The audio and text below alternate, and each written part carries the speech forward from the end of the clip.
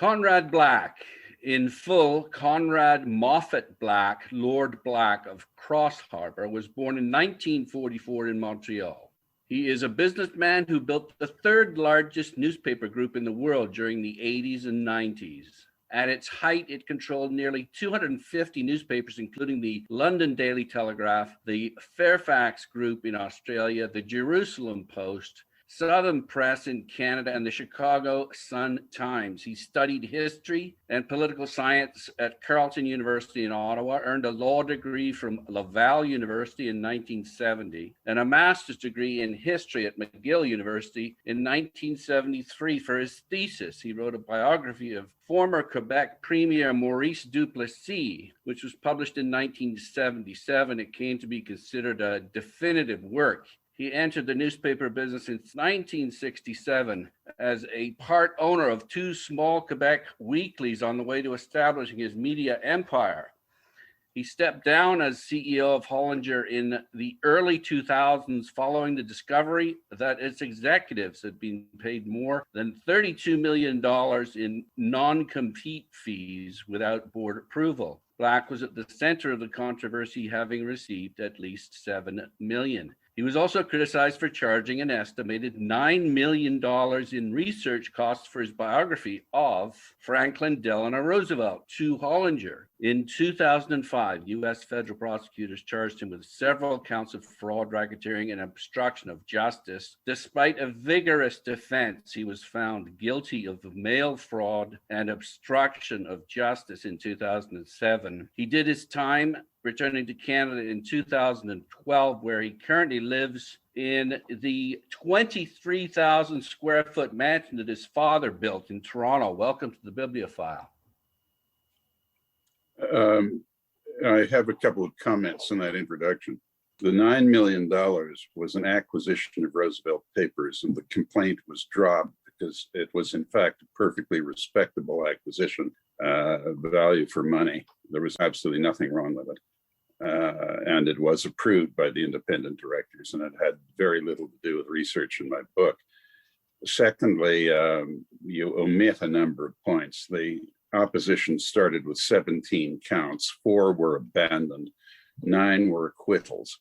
4 were unanimously, with one recusal, the former Solicitor General, unanimously vacated by the Supreme Court of the United States and remanded down to the Circuit Court of Appeal in Chicago with a admonition against the infirmity of invented law. I quote the late Madam Justice Ginsburg, who wrote the decision for the court, and the Circuit Court was commanded to assess the gravity of its errors. 2 counts were spuriously retrieved, and one, however, was vitiated by the fact that the trial judge determined that it was a clerical error by a co-defendant. The charge was the improper receipt of $285,000 by my office in Toronto when I was in England, a payment that was approved by the independent directors and twice published in the public filings of the company. And the other was an obstruction charge, which the originating jurisdiction said was not even a civil offense. And when friends of mine appealed on my behalf for a pardon, the matter was naturally referred to the White House legal office, and the White House counsel, Pat Cipollone, after extensive research into the case and discussion with the lawyer chiefly acting for me in that matter, Alan Dershowitz, recommended that the president grant a full pardon to all the defendants and issue a statement that no charges should have been laid. The whole thing was absolute piffle from A to Z. It was a disgrace and an outrage. I don't live in that house that you mentioned at the moment, although I have an option to buy it back. But I'm older now and I don't have a family, and it was a place for a family. My father had the property, but the house was rebuilt by me. He did not have a 23,000 square foot house. He had about a 10,000 square foot house. I rebuilt the house and expanded it. You added the 13,000 square feet? Yeah, I added quite a lot to it. Yeah, I had an indoor swimming pool and a gym and libraries and a lot of things. It was a nice house. I'm not denigrating my father's house, but it had changed quite a bit.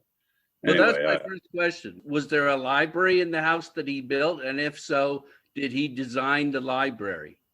no, there was a library, but it was a small room and it was adapted to be a library, but it only held about, I don't know, 600 or 700 books at the most, you know, and between my wife and myself, we have over 25,000 books. So it's a considerable matter to get them all in.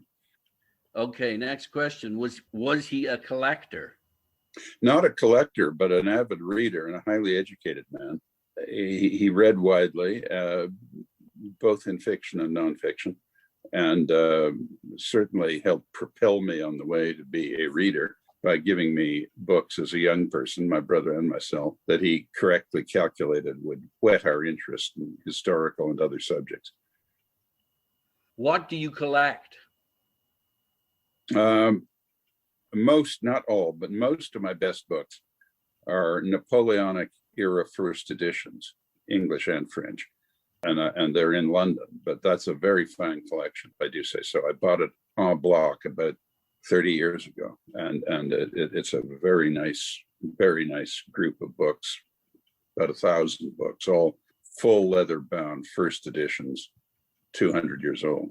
I also collected books and documents as part of my Roosevelt research. And I have behind me a number of books of his, including the only book in the world, to the best of my knowledge, that is signed by both President Roosevelt and Mr. Churchill. And I have a very nice book right behind me here, signed over by President Roosevelt as a Christmas gift to the then Governor General of Canada, Lord Tweedsmuir. So those would be my two main areas. But I bought a couple of small collections. I bought the library of Sir Jack Plum, the biographer of Sir Robert Walpole. So I have some books of his, and also Basil Liddell Hart, the military historian. I bought the library that he had. And the last one, a small group of books, an interesting one, from the estate, actually, of the niece of Sir Neville Henderson, who was the last British ambassador to Germany before World War II. And there are a lot of books there signed by the Nazi leaders, and photographs of the Nazi leaders and so forth. I mean, it was a shabby endeavor the British government made to appease the Reich regime, but interesting historical books all the same. That doesn't sound like any fun at all, buying a collection en masse. The fun of collecting is going and hunting. Do you do any hunting? Well, I do that too, but you asked me to single out things. I've got a great many individual books that I have bought individually for different reasons that I'm happy to have. But, you know, you have to start an answer to such an extensive question somewhere. Okay, I'll try and narrow things down here a little bit. Then. No, you know, whatever you want. Okay. Why do you collect? You see behind me a picture of Mr. Nixon and myself at a dinner that I held for him here in Toronto in 1992. And on that occasion, I had him sign up all of his books. I had a copy of each of them. I had him sign them all. So I have those around. They're very nice inscriptions. You've written a biography of Nixon. I have, yes. So when you were researching your thesis on Duplessis, did you go out and start acquiring books about him or not? There weren't so many to buy. What I did do was I was given access to his papers, which were owned by a charitable corporation, incorporated in French, but it was called the Company of Friends of the Honorable Maurice Duplessis, Inc. And they owned his papers. And they would not allow anyone into them. But they did engage a well-known figure in Quebec at the time, Robert Rumilly, to write an approved biography of Mr. Duplessis in French. And I knew him. And I said, well, if you're not going to do it in English, would you have any objection if I did? And he said, no, I certainly wouldn't. And I'll be happy to support you opposite this group that has his papers. But you can't write a serious book about a statesman unless you can lay hands on most of his papers. You know, otherwise you might as well just read the newspapers. And it turned out that the head of this outfit was someone I knew, the former Minister of Cultural Affairs of Quebec, Jean-Noël Tremblay. who is still alive, elderly man now. So I did lay hands on these papers and I microfilmed them. That's what you did in those days. We're talking about early 1970s, 50 years ago. So I have all of that, but I had to give all the papers back, and I did. But I've got microfilms of them all, and I deposited them at McGill University and the University of Windsor, Ontario. But I kept a set for myself. I have a sketch of Duplessis that his caucus gave him on his 30th anniversary as a member of what is now the National Assembly, the member for Three Rivers, 9 terms uninterrupted. And it's quite a nice sketch. So I have that. It's upstairs in this house.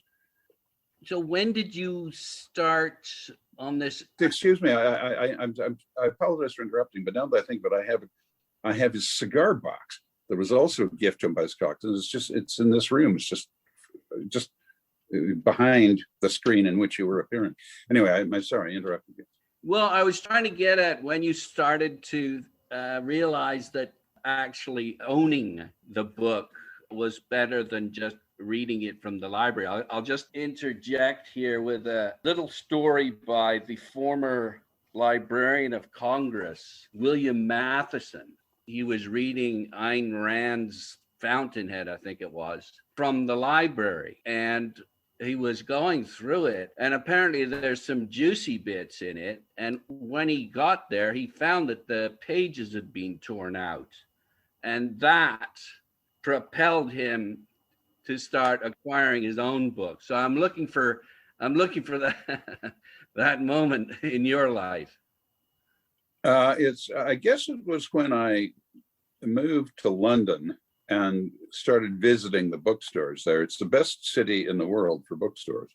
Yeah. And then I was astounded at what was available and how cheap some of these things were, given how interesting I took them to be. And then it just grew from there. And I have a number of interests, and so I bought in a number of different areas. I mean, one of the interesting things about this room, and I could adjust the screen so you could see one of them if you wanted to, is I've got a series of ship models around the tops of these bookcases, 15 ship models, and they're to the scale of 1 to 200. And they're the greatest liners, passenger liners in history. So the very large ones, like the Normandy and the Queens, for example, are over 5 feet long. Do you have the menus from those ships or not? I have some, but here, I was just saying, let me see. Would you mind if I just turned this? Well, I'm happy to look at them, but we're just doing audio just for your information. Okay, well, anyway, I bought a lot of books about these famous liners. Yes. They were kind of rare books, I mean, not necessarily particularly sought after. They just weren't in ready supply. So yeah, like anything else, you buy in fields that you're interested in. So I have an excellent collection on French-Canadian history. I have an excellent collection on Napoleonic history. A huge number of books on people I've actually written books about. My Roosevelt books are very numerous. I have special sections for Roosevelt and Nixon because there's so many of them, I'm one of these people who has eclectic interests. All my life I've been interested in the battleships of World War II, and upstairs in this house I've models smaller than the ones in this room of ocean liners, but I have models of one member of every class of battleship or battle cruiser of every country that was involved in World War II. And I have at least 1,000 books, essentially about naval strategy and particularly the battleship era, which was, roughly speaking, the world wars. So, I have the means to buy books and the place to put them. So I'm afraid I'm rather undisciplined in my expansion of the number of books I have according to what I'm interested in and what I can see. And, once you get into this, as you know, Nigel, you get advisories from every bookstore in the Western world telling you that you've got to, put in your buy order once because this thing will go like a hotcake, and up to a point, I'm a sucker for that. But the more you get into it, you realize that in book selling, as in other fields, the art of salesmanship sometimes exceeds the quality of the product being offered. So you've got to take a good look on your way in. Well, that brings up the topic of connoisseurship, doesn't it? In the sense that, you're being offered all these books, you have to judge what's good, what's not so good. And what's a reasonable price? Yeah, but it's like anything What else. do I pull the The trigger? more you do it, the better you get at it. There's no substitute for experience in Right. any field. You are a man of means, so I wonder if you're ever able to experience the rush of having spent too much on a book. The rush, yeah, Fear of it hasn't happened recently, but there were times in the past when I thought that perhaps my comparative inexperience was exploited by the bookseller, but that is all in the area of caveat emptor, and you learn the lesson and don't repeat the mistake. So there was a bit of that, but my problem wasn't that it strained my means so much as a kind of tweak to my ego, because normally in commercial matters I'm reasonably astute. So you figure you got sucked in then? Well, a little bit, but as I say, caveat emptor, I should have been more careful, and the extent to which I was induced to overpay was not one that was unaffordable. So you learn the lesson and drive on. This is William Matheson again. He says, in the last analysis, what book collecting is all about is knowledge, connoisseurship, and a conscious rationale for shaping a collection. Yeah, that's what I am going to have to do when I have a little more leisure time. Although in fairness to myself, I've shaped it up fairly well. I've got, I would say, I've got good sections on the history of 5 or 6 countries or jurisdictions, and a couple of the specialties that I mentioned earlier. And they are shaped up fairly well for the most part, but I can do a bit more, and I will. That's one of the things I've always thought that I would do when I retired. I agree with Mr. King when Field Marshal Montgomery called upon him shortly after he retired, Mackenzie King, and they were both at this point assembling their papers. And King made the point that, well, we can't plan these things. Everybody after their careers should have a few years with their papers and their books, just shaping everything up, especially if they're going to write a memoir. And he died before he got around to writing it. But mind you, he left an extremely voluminous diary, which is among the most interesting reading in Canadian history, I've found. By the way, I've got some excellent Canadian history books too. But you're right.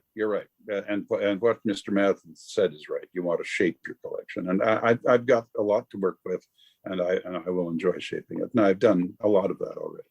How are you going to shape it? What are you going to do? You're going to kick stuff out that you don't think? What? I've got to say, I'm not good at kicking things out. I'm pretty good at putting secondary things in shelves and rooms that I don't go into very often. But you accentuate the strengths, and where there are gaps, you fill the gaps. So you buy a bit more and just try and leave relatively complete, if you don't mind the metaphor, sort of like silos, sort of fill the silo of each subject you're interested in. If my sons or my daughter have any interest in my books, they're welcome to them. If they don't, then we'll find a place to send them when I'm not here anymore. But I expect to be around for a while yet, so I don't have to worry about that kind of thing at this point. What specifically do you mean by a place you're going to send them? I mean, if my family don't want them, the better pieces, the better sections of the books I have, and I think my wife would say the same, I think we should give to a library or some place that would appreciate them, and where some of them would be of authentic interest to scholars. And I've seen a lot of private collections that just withered on the vine, and like the ones I mentioned earlier that I bought when their executors sent them off to bookstores to liquidate them. I mean, a lot of this stuff, that would be fine. But some of the nice things I had, the good things, and the integral collections, I think would be better put in one place and then and made accessible to people who would have an interest in them. By the way, I have some valuable books, apart from some of these Roosevelt ones. I have Roosevelt's flag. I mean, the flag that hung behind his desk. With a silk flag with a gold braid trim. I have that with an attestation from General Marshall's quartermaster. But the most valuable book I have has a lock of Napoleon's hair in it, and a container, and it's a special album on Napoleon, and it's really a remarkable book. It's in England. What does that flag do for you? Well, it's history, isn't it? But what does it do for you? Well, I mean, Nigel, it doesn't do anything for me in the sense you asked the question. I don't find that my heart beats faster when I look at it, but it is a bit of history, and it's just a nice thing to have on your wall. That's not a good thing. There are all manner of photographs of President Roosevelt at his desk, and this is the flag behind him. In my own biography of Roosevelt, I have one picture of him sitting the day he signed his war message with the leaders of the Congress standing behind him, and the flag is in that picture. Does it make you happy? Does it make you feel like bragging about it? Does it? No, of course not. Nothing. What? I do not brag about anything, certainly not my possessions. It doesn't do that. I just feel it was the property of a man who I greatly admired, although I was only a baby when he died, and a tremendously important historical figure. And I am a historian, and it's just a nice historical artifact to have in your house. No, what it does is just strikes me as a very nice thing to have in your wall, not more than that. Does it make you feel like you're sort of closer to him or not? No, I wouldn't say that. No, what I do find makes you feel closer to people. And as you probably know, if you're a biographer of somebody, if you do it seriously, eventually you do highly identify with this person. The best description I ever saw of that was George C. Scott describing different context, playing General Patton in that famous movie. That after a while, he felt not that he was Patton, but he kind of really identified with Patton. And so what it does do is it reinforces the degree to which you identify with a person who, in this case, was someone I wrote a very extensive biography of him. It was a book of 1,100 pages, which, he was a 4-term president in an extremely eventful time. So there was plenty to fill the pages. It wasn't a loosely written book. I mean, most biographies of Roosevelt are more than one volume. My father admired that biography of yours. Oh, thank you. It was, I must say, very well reviewed. Yeah. One of the things that a friend of mine who I interviewed not that long ago, Mark Samuels Lasner, commented on book collecting is the thrill of checking the mailbox every day. Do you get that? I'm afraid not. I don't receive many books by mail. Okay. And I've got so many now. I'm not as active a buyer as I used to be. I do find that I'm often offered things I already have, But I will say that from time to time I'm expecting a book, and I'm certainly glad when it arrives. So yes, to some degree I do, yeah. So what have you learned from your collections? I mean, aside from maybe just more knowledge about Napoleon, is there anything else that you've learned from any of your particular collections? Well, yeah, a great many things. I mean, at the moment I'm writing about ancient history, and I'm using my own books to inform myself. Yeah, and I've learned a very great deal. It's an extensive subject, of course, and we tend, if we don't really get into it, to think of it as a relatively condensed period, but it wasn't. I mean, you have a pretty full history of the Western world, such as it was at the time, mainly the Middle East and some of the Mediterranean shore, in the 1,000 years before Christ, from 1000 BC to the 1,000 years in that period. And it was an extremely eventful time, but most of what we have that is in general circulation are just little aphorisms with people's names, like rich as Croesus, or Pyrrhic victory, or slicing the Gordian knot as Alexander the Great did, or something. And so there's really a rich, interesting history there that is generally underappreciated, I think. And I've used my own books almost entirely as my sources, and they've served very well.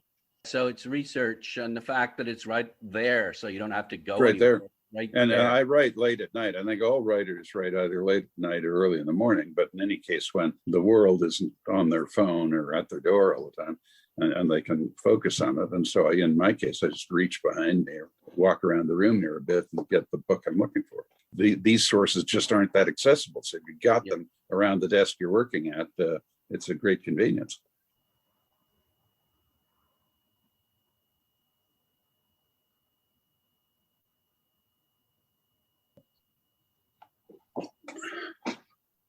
I'm back. You're black and you're back. Yeah. You've heard that before.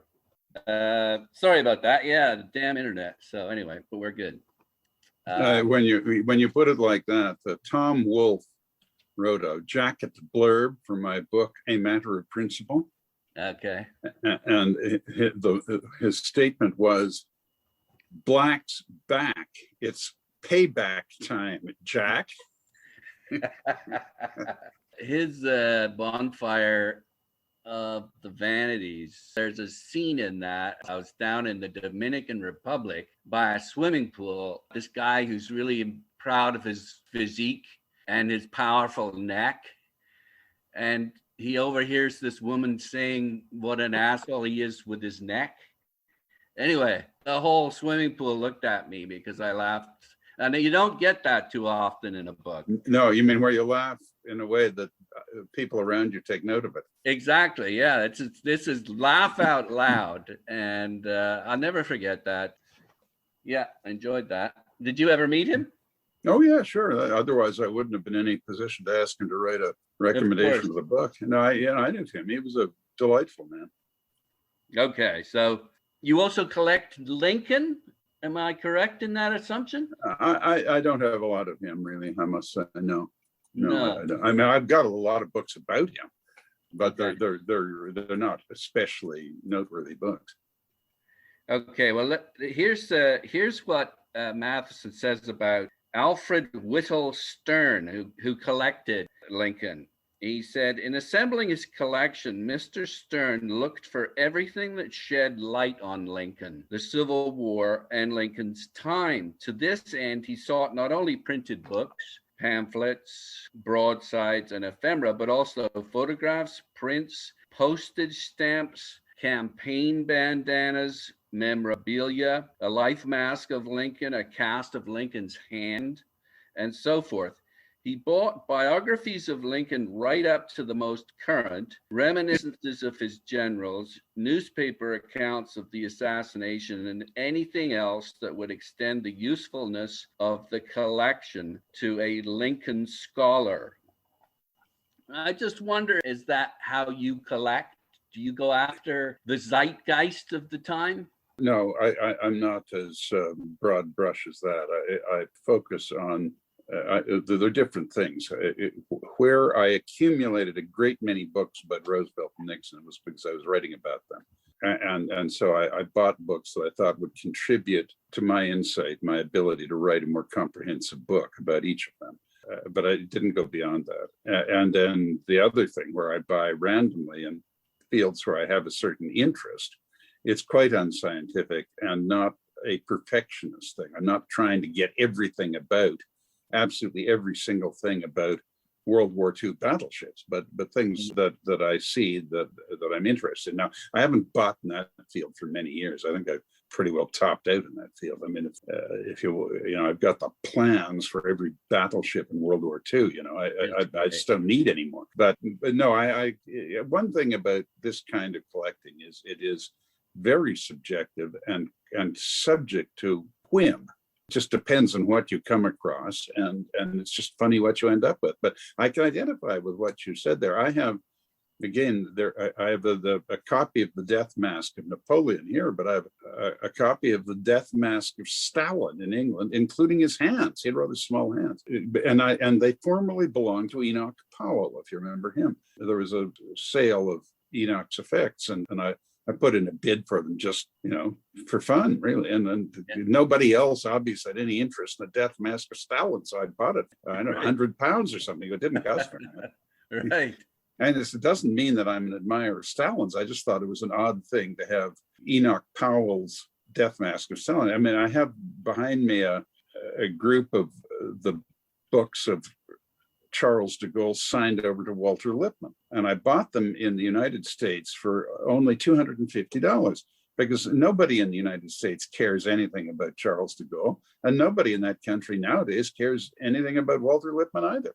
And yet to me, it was one of the great statesmen of the 20th century signing his books over to the most famous journalist, or at least commentator in the English-speaking world, probably for decades. You're not in this to get a good price and sell it for more. That's obviously not the motivation. It's just that it's a fascinating what?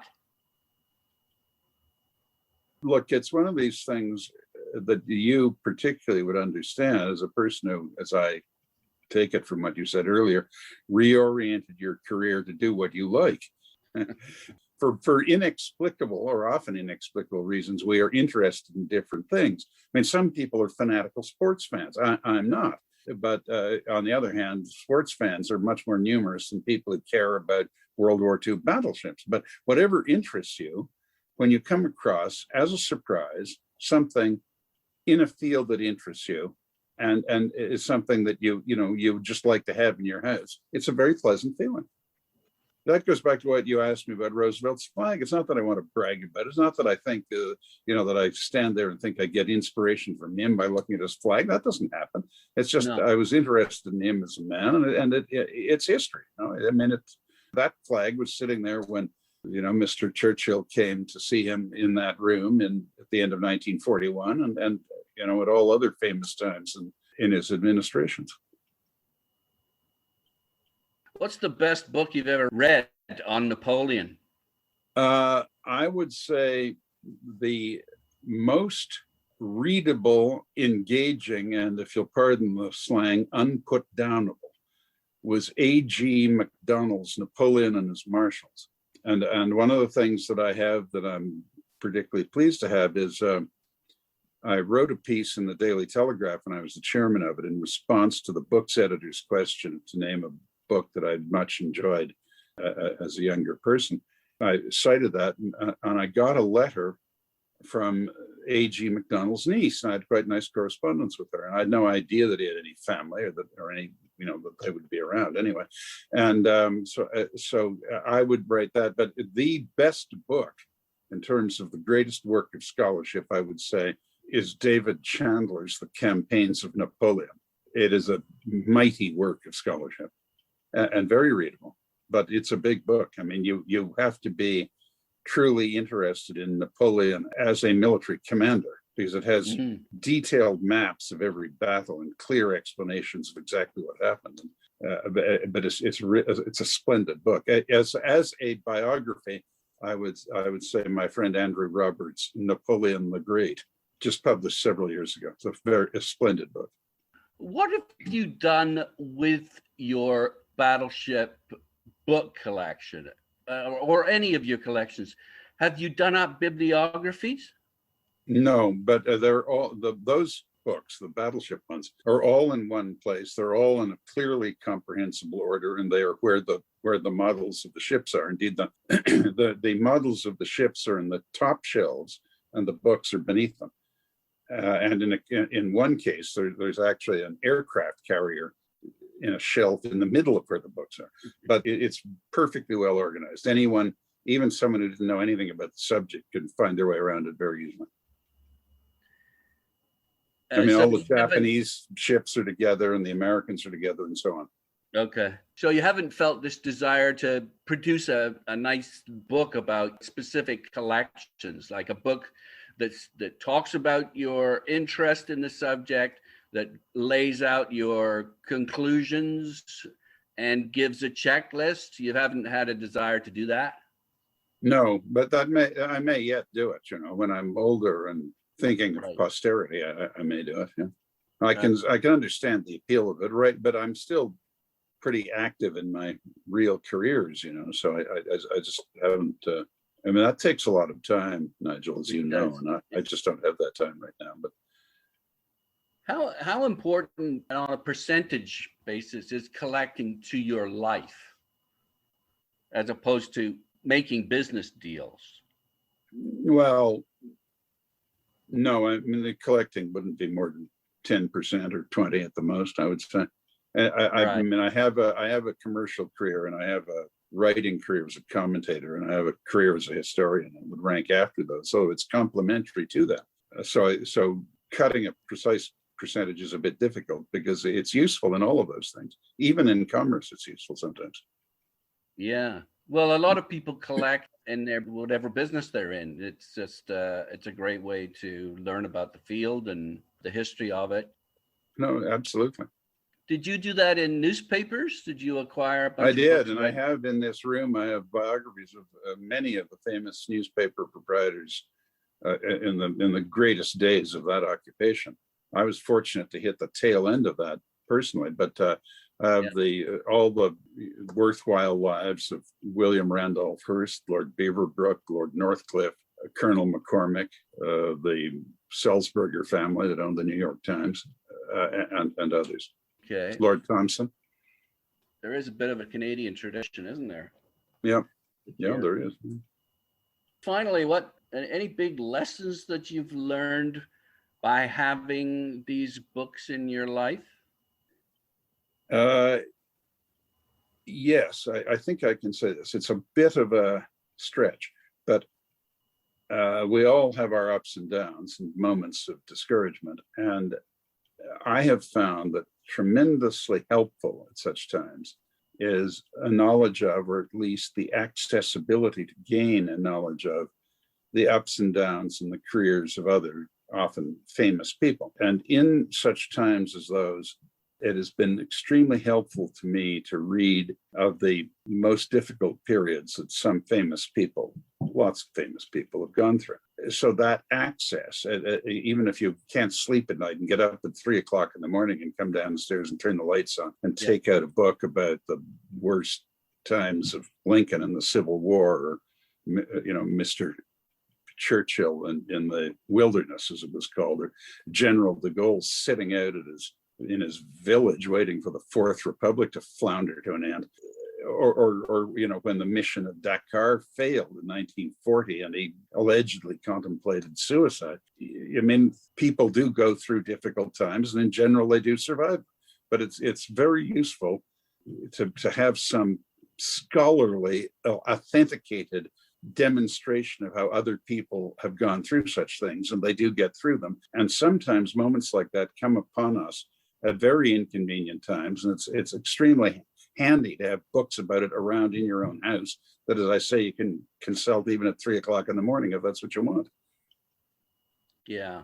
So I have some books on. I was a candidate psychoanalyst briefly as a young man, and I have some books from that era. And occasionally I take some of them out on specific points. So I haven't had anything like this for a long time, but where you read about certain cases and just see how you navigate through them. So there's no question, Nigel, it is helpful in unsuspected and unpredictable ways to have authoritative information around you and accessible at all times. Not just when somebody happens to be in their office, or when you're dependent upon the hours of someone else, but at any time. Yeah, that's kind of an antiseptic. I mean, I totally agree, but it's also what you've just said is that books give you hope. They're like friends. Would you say that's stretching it? I would say that. Yes, I would say that. Particularly if you've had the book a long time. The books I had when I was a child, I still have. I don't mean when I was, Jack and Jill went up the hill, but I mean books that you actually read, real books. For example, I have the book about the great ocean liner, the original Queen Elizabeth, that I bought on the Queen Elizabeth when my parents took my brother and me on the Queen Elizabeth in 1953. I still have the book, you see. Yeah. And so it is like an old friend. That's the physical object, but I guess I'm getting more at the fact that you've got access to hope. You've got access to examples of how to live, how to cope. That's what you were saying. Yes. Yes. That's pretty damn important, isn't it? Well, I believe it is. Certainly been useful to me. Would you say that's why you collected Napoleon?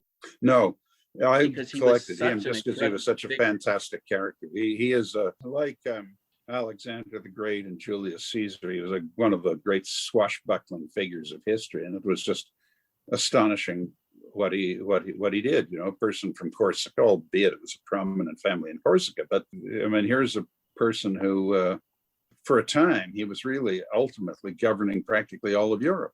Even though it came down in the end, he remains an indelible figure as someone who to some degree inspired the world by the extent of his achievement and the proportions of his genius.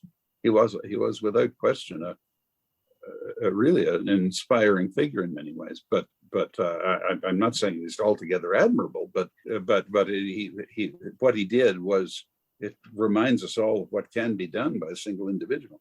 Yeah, I mean, he talk about ups and downs and comebacks. It's just extraordinary, isn't it? And he made the greatest. Mr. Nixon was like this in a way. The greatest comeback he made was at the end, when he couldn't actually come back to office, but he came back into people's minds. So that to the point where the French elected his slightly preposterous nephew as first the president and then the emperor. And Mr. Nixon, I feel, made his greatest comeback of all. He made a number of them during his career, as you know, but he made his greatest comeback of all after all of that. And to this day, we found, when I published my book about him, that there's more interest in him in the American public than any other president except Lincoln. And I believe it is because there's this gnawing feeling amongst a great many Americans that he was given a raw deal, that he did not deserve to be driven out of office the way he was and reviled as he was. And you may remember, while he was alive, after a few years after he'd left the White House, you'd frequently hear people saying, well, if only he'd apologize or something. But he made it clear. He said it the night before he retired, and he stuck to it the rest of his life, that he did nothing legally wrong. He made bad mistakes, but he did nothing illegal. And that, despite widespread sentiment of the country, is, I believe, the truth. There's no evidence that he committed any offense. Some of his people did, but there's no probative evidence that he did. Well, he's a flawed character, and that's fascinating. Yeah, but we all are to a degree. He was also a damn good president. Yeah. This is off topic, but didn't he almost bring in a kind of a minimum base wage? Yeah, he did, and he called for welfare reform. It took until really till Reagan to get it done. And he founded the Environmental Protection Agency, abolished the draft. He ended school desegregation.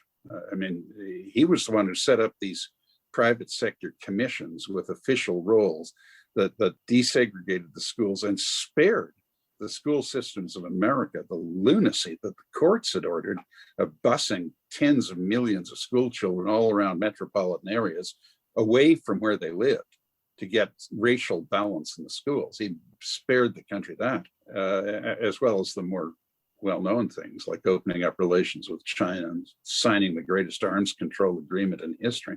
And he did, after all, come into office with 550,000 American draftees at the ends of the earth with no exit strategy, 200 to 400 of them coming home in body bags every week. And he got them completely out of there while preserving a non-communist government in Saigon. I mean, it was astounding what he achieved. It was one of the most successful single terms in the history of the country. I'd say more successful than any except Lincoln's and FDR's third term.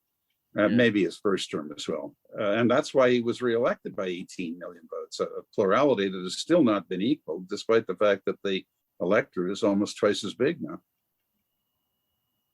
there anything you haven't said that you want to say about your love of books and how important they are to you? I want to emphasize a point that you raised, and I should have thought of it myself. They are, many of them, like old friends. I have a tailor in England who refers to an overcoat as a friend, and I know what he means, but he's a tailor. But it does apply. It does apply to books, and because whether the book would be of any interest to someone else, a lot of them have a history with you. You remember when you took it on a certain trip. It puts you in mind of something 40 years ago or whatever it was. You say, and if you've got a lot of these books, it's really is like sitting amongst your friends. I mean, I can identify with, and I can't remember who it was or even where I saw this, but somebody, some television program I was watching with one of these well-known British commentators, who said that what he really liked to do was in the evening put on some classical music and just sit in his library and go around and pick out a book and sit down and read in it, and then do another one and just move around like that. And he said he found this such a satisfying experience that eventually he actually dressed up in a dinner jacket as if he was going to a formal dinner and have a glass of brandy or something with his books. Now, that's a bit eccentric, and I don't take it that far, but I understand that and identify with it. Yeah, he's showing respect. Yeah, exactly. That's it. And we do treat our books with respect, Otherwise, they get bashed around and fall apart eventually. Just let's wind down with what are you working on now again, please? I'm working on a history of the Western world that begins in the earliest times we can get at. And I deal with the Old Testament, although, it has to be handled with caution as history, most of it. And but it ends with the death of the Emperor Augustus in 14 AD. And it's essentially a political history and the extent to which government evolved in that time. And government had reached a relatively sophisticated level by the time of Augustus, he was the co-ruler or ruler of the Roman world for 58 years, which was an astonishing achievement. Well, we'll look forward to that. Yeah, good. Okay, well. Thank you so much for taking the time to talk about books in your life. It's a real pleasure to have talked to you. Thanks so much, Nigel. I hope our paths cross again. Me too. Bye for now. Yeah, bye.